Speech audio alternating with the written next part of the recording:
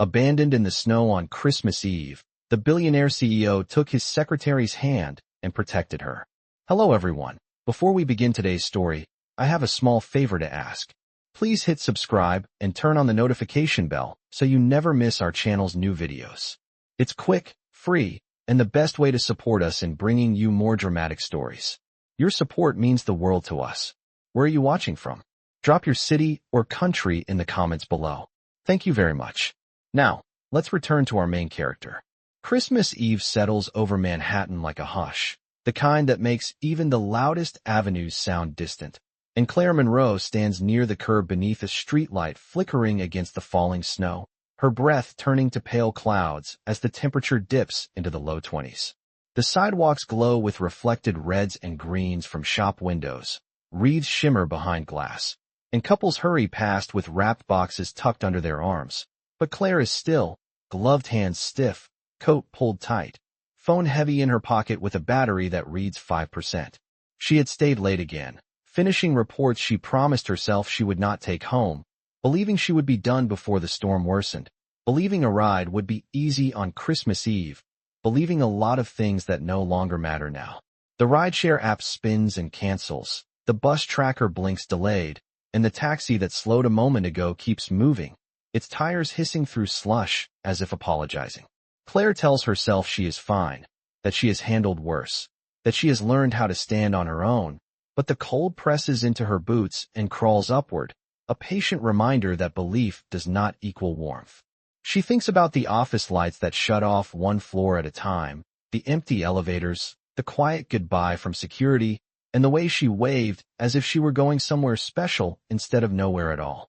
Somewhere above, snow gathers on the ledges, and a gust pushes flakes into her hairline. She tucks her chin, counts her breaths, and remembers being the last one waiting when she was younger, the one told it would be just a minute longer, the minute that stretched. Her phone vibrates with a final buzz, a message that reads, "Service unavailable," and the screen dims. Claire slips it away and rubs her hands together, listening to the city breathe. That is when headlights cut through the curtain of white, slowing, stopping, the engine idling with a low, steady sound that feels almost human. The driver's door opens, and Ethan Cole steps out, coat unbuttoned against the cold as if he forgot it, his shoes crunching softly as he crosses the few yards between them. He does not rush. He simply arrives, the way someone does when they intend to stay. He says her name once, not loud, just enough to reach her through the wind, and she looks up, surprised to see him there. Surprised by the concern etched across his face, surprised by how close the world suddenly feels. Snow gathers on his shoulders as he shrugs off his coat and drapes it around her with a carefulness that feels practiced, protective, his hands warm as they settle the fabric.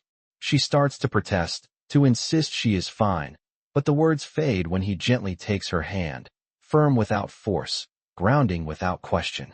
"You're not standing out here," he says, simple and certain, as if there were no alternative worth considering. He guides her toward the car, opening the door, letting heat spill into the night, and for a moment the city seems to pause, the cold held at bay by the quiet promise of safety.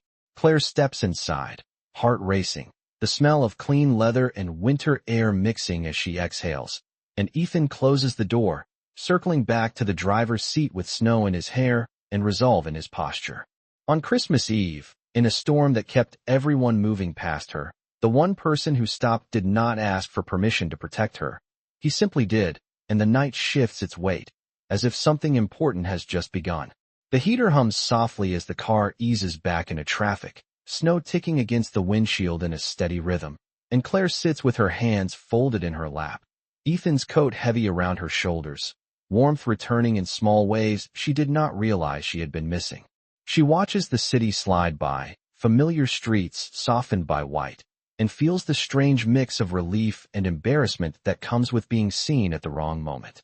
She tells herself she should say something, thank him properly, explain why she was out there alone, but the words line up and fall away, crowded out by the reality that she is no longer standing in the cold.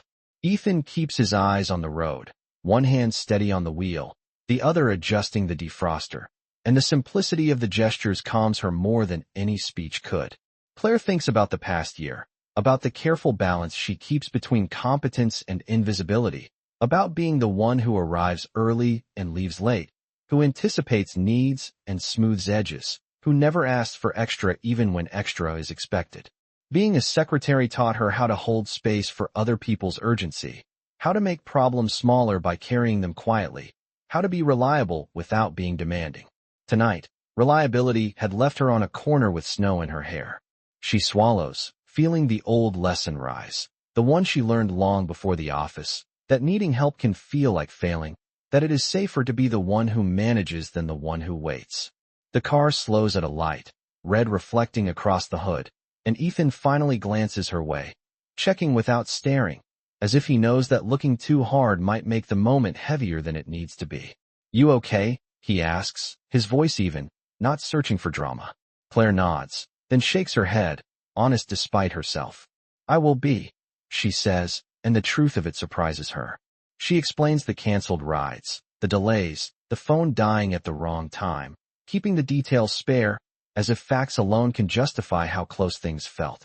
Ethan listens, not interrupting, not offering fixes yet, and when she finishes, he simply says, "You should not have been out there alone," not as a reprimand, but as a statement of value. The words land softly and stay. Snow thickens, traffic slows, and the city feels smaller, quieter, like a room where someone has closed the door against the weather.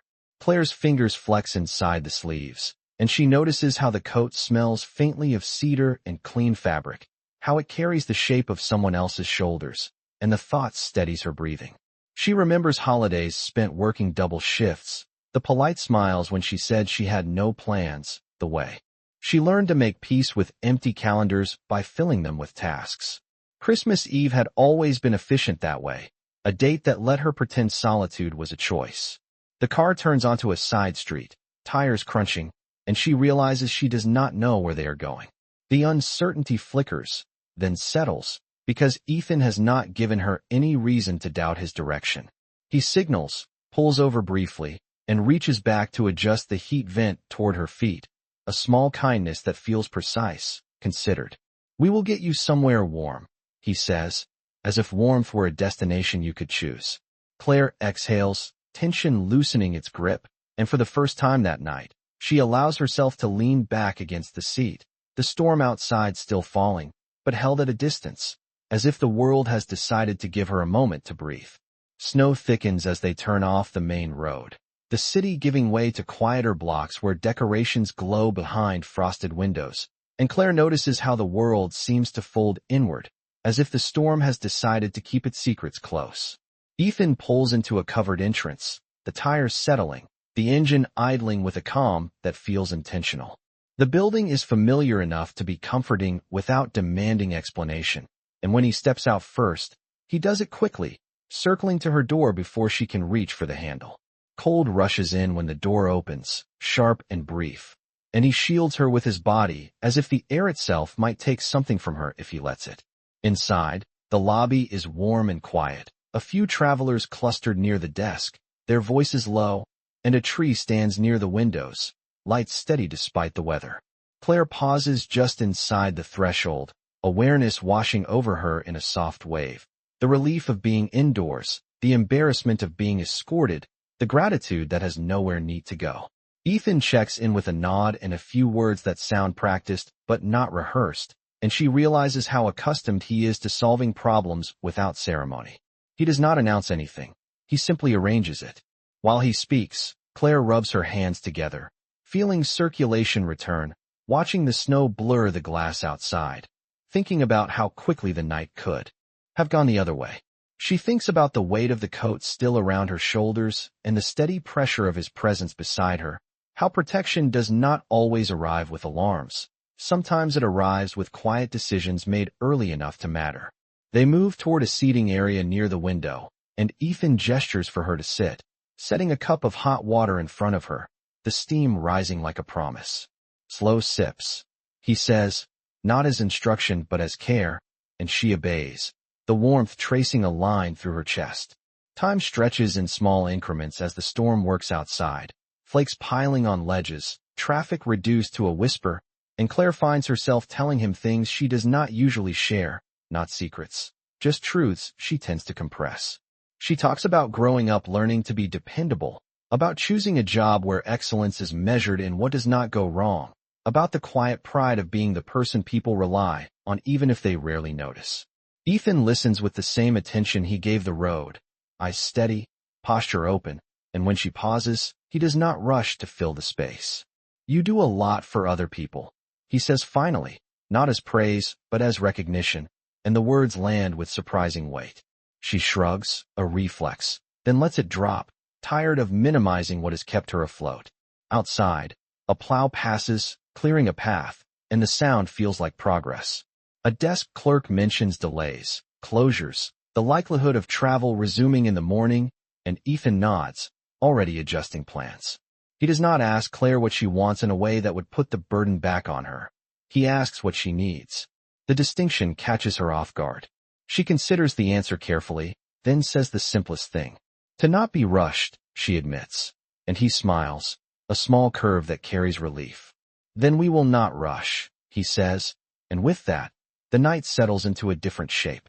The storm remains, the city remains, but within the warm perimeter he has created, Claire feels something unfamiliar and steady take root, the sense that for once, she does not have to hold everything together on her own.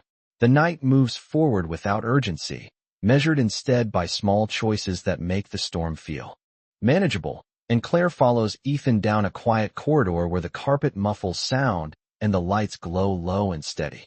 He does not assume.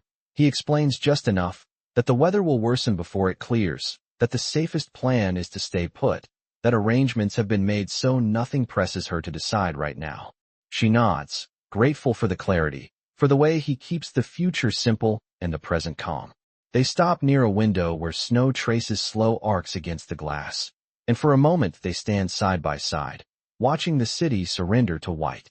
Ethan sets the coat more securely around her shoulders, a subtle adjustment that feels like punctuation rather than emphasis, and Claire realizes how much comfort lives in these quiet calibrations. She accepts a cup of tea when he offers it, holding the warmth with both hands, letting the heat climb back into her fingers, and she notices how her shoulders finally drop. The conversation drifts to ordinary things, not the office, not the storm, but the kind of details that fill the spaces between plans, favorite winter foods, the strange calm that settles when streets empty, the way Christmas lights look kinder when seen through snow. Ethan listens with an attentiveness that never rushes ahead, and when he speaks, he keeps his words spare, choosing them like tools meant to do real work. Claire senses the discipline in him, the habit of restraint, and recognizes something familiar there, a shared understanding that care is more convincing when it is consistent. A clerk passes with quiet efficiency, updates shared softly, and Ethan acknowledges them with a nod that carries respect without spectacle. Claire notices how people respond to him, not with fear or flattery, but with trust, and the observation stays with her, rearranging the shape of what she thought she knew. The tea is finished, replaced by water, and time stretches, not heavy, just wide enough to hold breath and thought. Claire admits, in a voice she keeps level, that she almost did not accept the ride, that habit told her to minimize, to solve alone, to disappear before becoming a problem. Ethan does not argue with the habit. He counters it with presence. "You are not a problem," he says, simple as that, and the statement lands where the cold had been, firm and steady. Outside, the wind shifts, snow lifting and settling again, and the building hums with quiet life. Ethan asks if she would like to rest, not as an ending, but as an option, and when she says yes, relief threads through her answer. He walks her to a door, pauses, makes sure she has what she needs without listing it, and hands her a card in case she wants anything at all, any hour. The gesture is careful, respectful, the line between protection and autonomy held with precision. Claire steps inside the warmth, turns back, and for a moment they stand facing each other. The day finally caught up to them, fatigue softened by safety. "Thank you," she says, the words fuller now, and he inclines his head, accepting without deflection.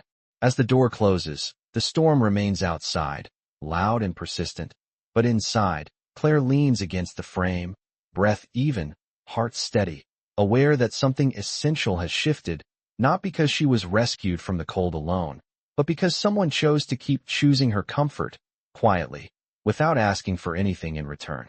Morning arrives quietly, announced not by sunlight, but by the softened sound of snow settling and the muted hush that comes when a city is wrapped in white. And Claire wakes with the unfamiliar sense that she has slept without bracing herself for the next demand. The room is warm, the air steady, and for a moment she listens, cataloging the small signs of safety, the distant elevator chime, the low hum of heat, the absence of wind at the window. She sits up slowly, careful with the calm, and reaches for her phone, now charging on the nightstand, messages stacked with holiday wishes she had not expected to see. She smiles at a few, answers none yet, and instead pours herself a glass of water, grounding the morning in simple routines. When she steps into the corridor, the building feels like a shelter rather than a stopover, people moving with courtesy and quiet relief, strangers bound by the shared pause of weather. She finds Ethan near the window where they stood the night before, a cup of coffee in his hand, his posture relaxed but attentive, as if he has been awake long enough to take stock of the day.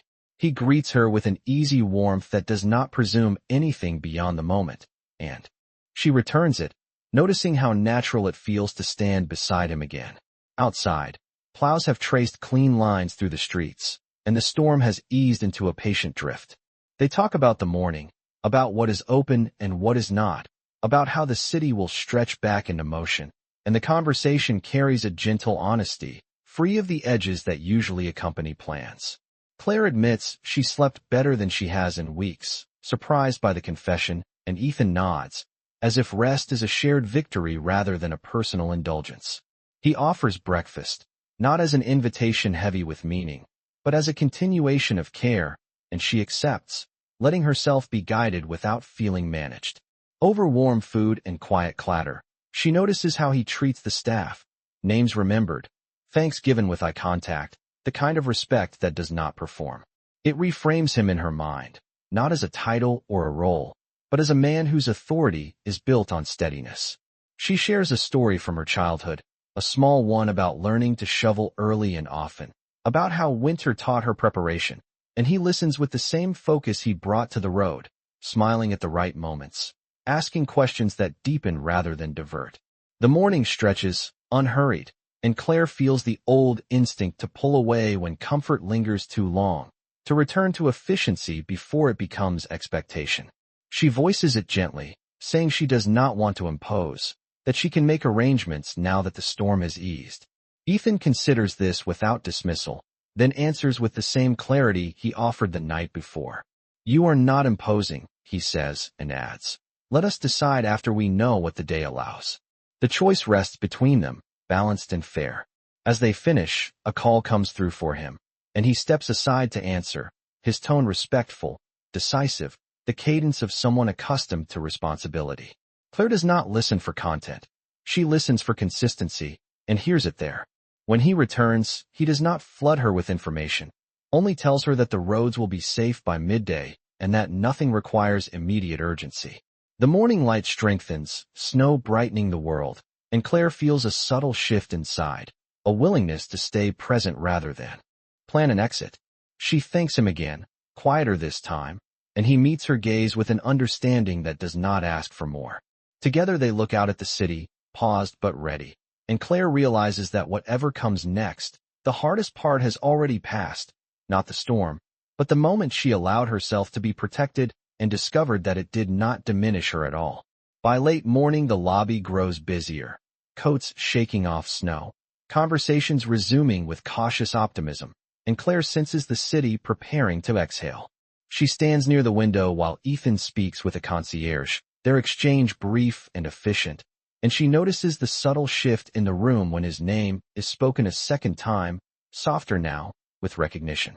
A man in a tailored coat pauses, then approaches with an apologetic smile, greeting Ethan with a familiarity that carries weight, mentioning a delayed board call, a rescheduled meeting, a decision that can wait another hour.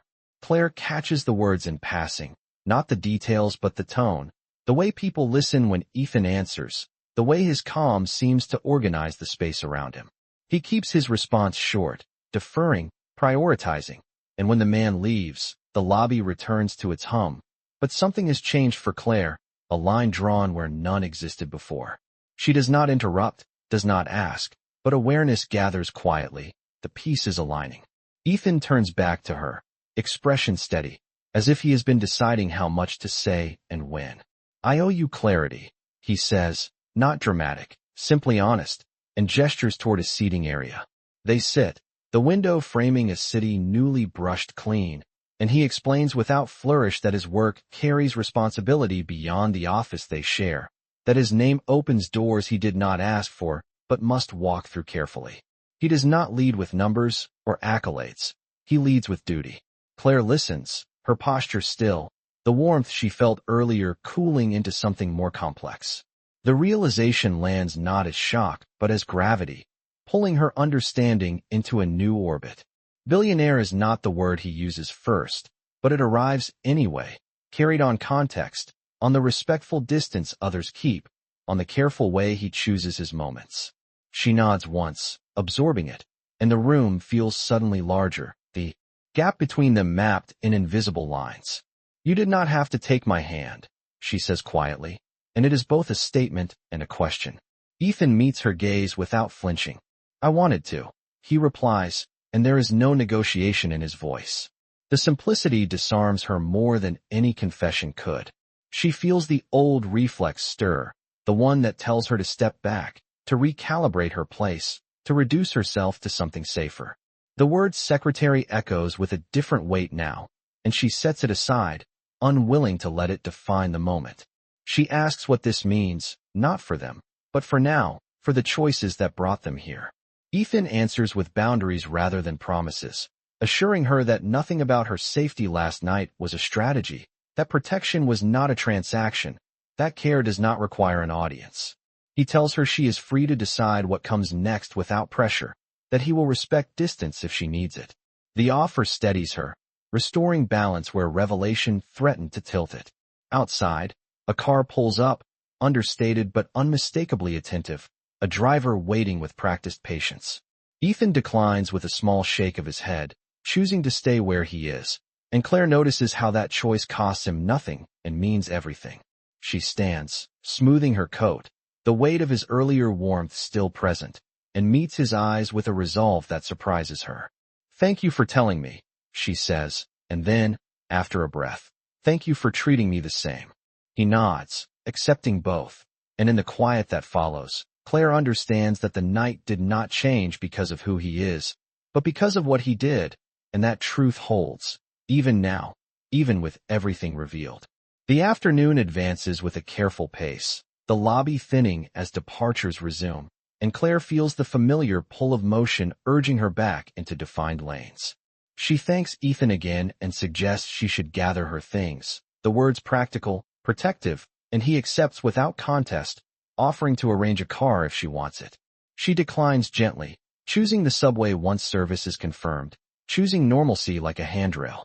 They walk together to the entrance, the snow now a fine dusting, the city reclaiming its edges, and the space between them feels newly measured, respectful but charged. Outside, a driver waits again, this time stepping forward with a greeting that uses Ethan's full name, and the way the title lands, public and certain, sharpens Claire's awareness. She steps back instinctively, the reflex quick and quiet, and Ethan notices, not with offense, but with concern.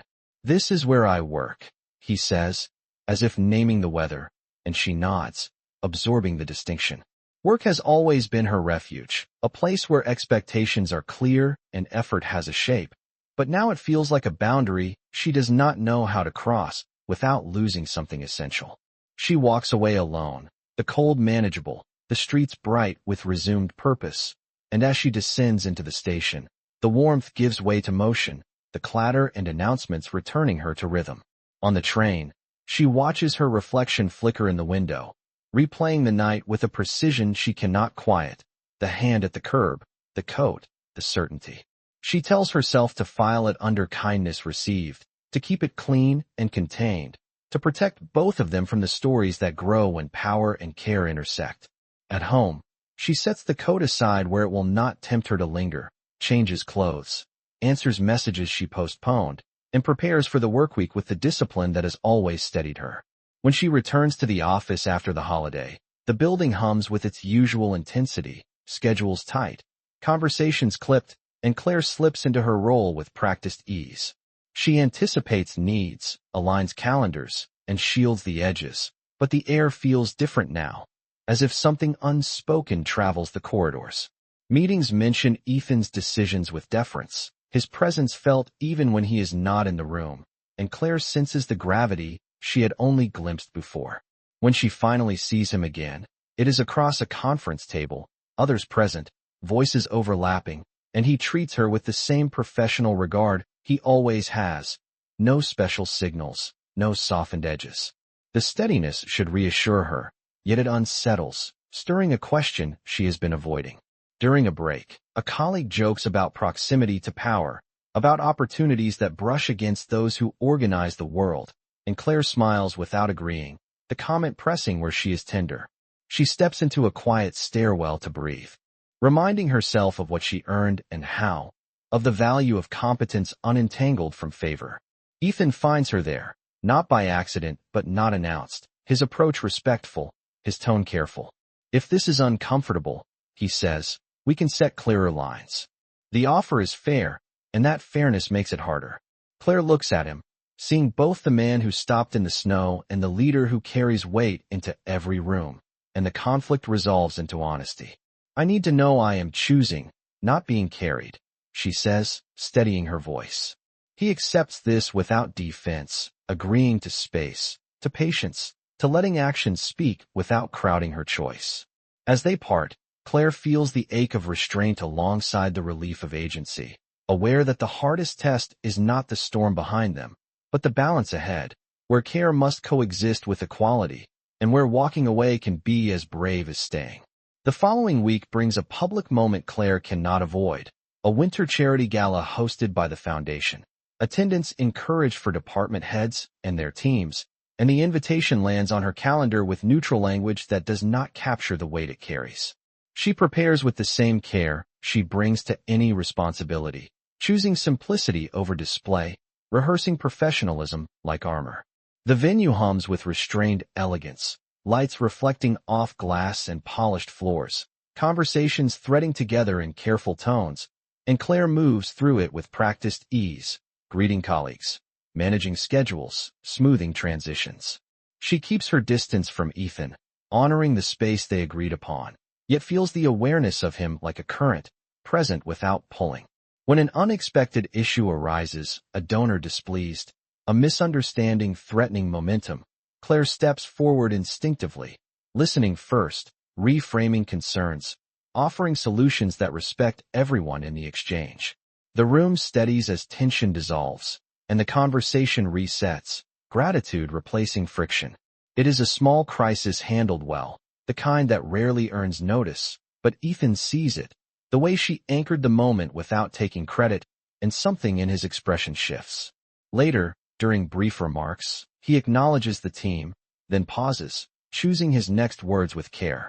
He speaks about leadership as service, about trust built through consistency, about protection as an action taken early and quietly, and his gaze finds Claire without singling her out. The meaning travels.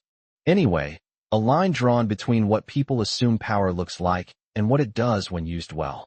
A board member approaches Claire afterward, tone warm but pointed, suggesting visibility, hinting at opportunity framed too tightly.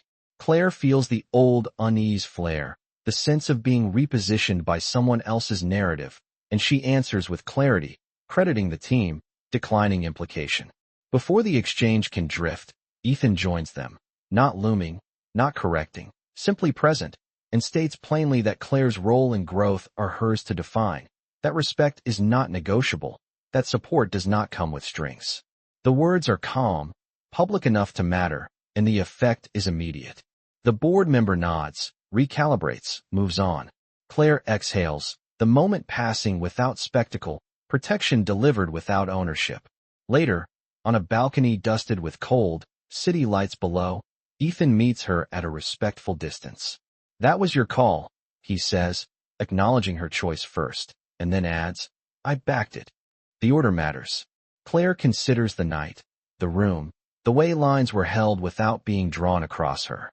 That is what I needed, she says, and the honesty feels like progress rather than concession. He does not reach for her hand. He lets the space speak, letting the choice remain hers. Snow begins again, light and patient, and the city breathes around them. Claire steps closer, not because the crowd watches, but because she decides to. She takes his hand, steady and deliberate, not as a rescue, but as a partnership, and he meets it with the same care he showed on the curb weeks before. The gesture carries memory and intention, a full circle completed without hurry. In that quiet public moment, protection and equality settle into alignment, and Claire knows that whatever comes next will be shaped by choices made in daylight, with doors open, where both of them can stand. Winter loosens its hold by degrees, days lengthening, streets clearing, and life resumes its forward rhythm with a gentler cadence than before. Claire returns to her routines with renewed steadiness, not lighter, but clearer, aware of the choices she makes and why they matter. Work remains demanding, yet the boundaries feel healthier now. Expectations articulated rather than assumed, and when she speaks, she notices how people listen.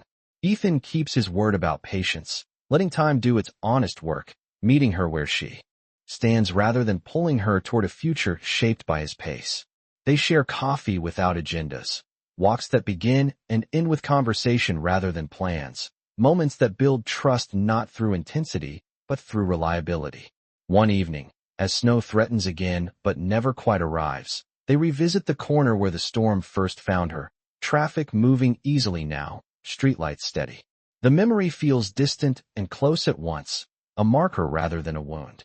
Ethan does not dramatize it. He acknowledges it with gratitude for timing and a respect for chance.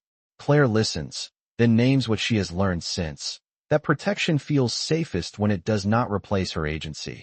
That love grows strongest where choice is mutual. He agrees without qualification, and the agreement feels like alignment rather than compromise. Weeks later, a quiet gathering unfolds at the foundation. Not a gala, just a working session with partners committed to the long view. And Ethan invites Claire to attend as herself, not as a symbol, not as an accessory. When introductions circle the room, he introduces her with precision, naming her contributions without embellishment, placing her where she belongs, in her own right. The room responds accordingly, and Claire feels the ground hold. Afterward, as they step outside into crisp air, Ethan stops beneath a familiar light and takes a breath that signals intention without spectacle. He speaks plainly, saying that the night he stopped the car taught him something he had known but not practiced often enough, that leadership and love share a requirement for presence, for showing up before certainty arrives. He tells her he wants a life that keeps choosing this, the steady version, the one built on respect and courage, and he asks her to choose it with him, not as a rescue, not as a promise made in snow, but as a commitment renewed in daylight.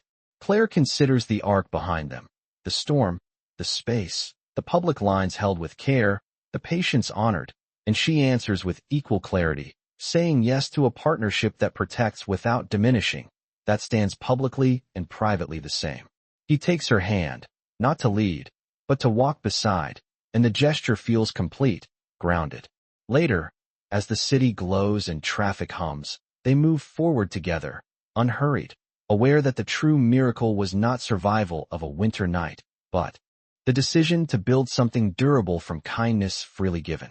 In the months that follow, the memory of snow becomes a quiet touchstone, a reminder that the strongest commitments are forged not in grand declarations, but in simple acts repeated faithfully, until love feels less like rescue and more like home.